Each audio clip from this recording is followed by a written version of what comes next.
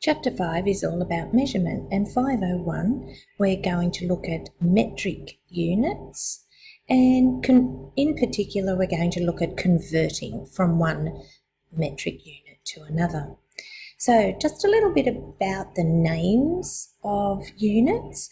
You'll see that many measuring units may have milli as a prefix, millimetre, milligram, etc.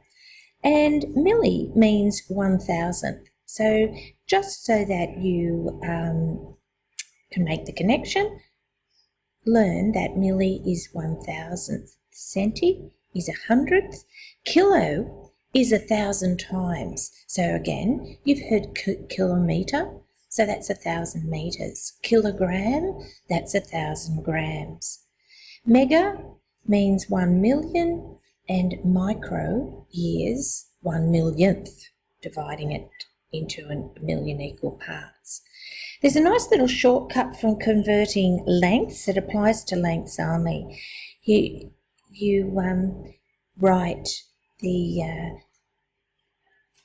length units from biggest down to smallest, kilometres, metres, centimetres, millimetres. We don't go any smaller than that. And in between, we start with 3 dots, then go 2 dots and 1 dot. Now, those dots represent the number of places you'll move the decimal point. And you can see here in 3.5 metres to millimetres, I have moved the decimal point out of, in between the 3 and the 5. I've moved it 3 places. Where did that come from? Well, going from metres to millimetres. From there to there, we have 3 dots. And also, if you think about it and set your little shortcut pattern up this way, this will also tell you the direction to move your decimal point. So you can see we're moving it from left to right, so move your decimal point from left to right. And you'll get 3,500 millimetres. Another example, 228 centimetres now to kilometres. Going from centimetres to kilometres, we're starting here and we need to move 1 in that direction, and we need to move 5 decimal places because in total there are 5 dots. You can see that I've done that. The decimal point in 228 is actually after the 8.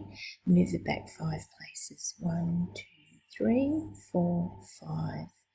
So it becomes 0 point, filling in your spaces, 2 spaces with zeros, 228 kilometres. Now, some of you will know that a movement in that direction is like to multiply, and a movement in that direction is equivalent to a divide. Sorry about that. If we look at the direction in this shortcut, and going from, say, metres to millimetres, it's a movement in the right, moving right, then you're moving your decimal point right as well, just like you saw in this first example. And then from centimetres to kilometres, you can see we're going left, and you move the decimal point left in the number. In general, if you're converting from a small unit, you know cents are smaller than dollars. They're the units for measuring money. If you had 200 cents, then you need to divide by 100, and you know that's only $2. So from 200 cents, you divide by 100 to get $2. If you've got a bigger unit, you've got $5, and you want to know how many cents, you multiply by 100.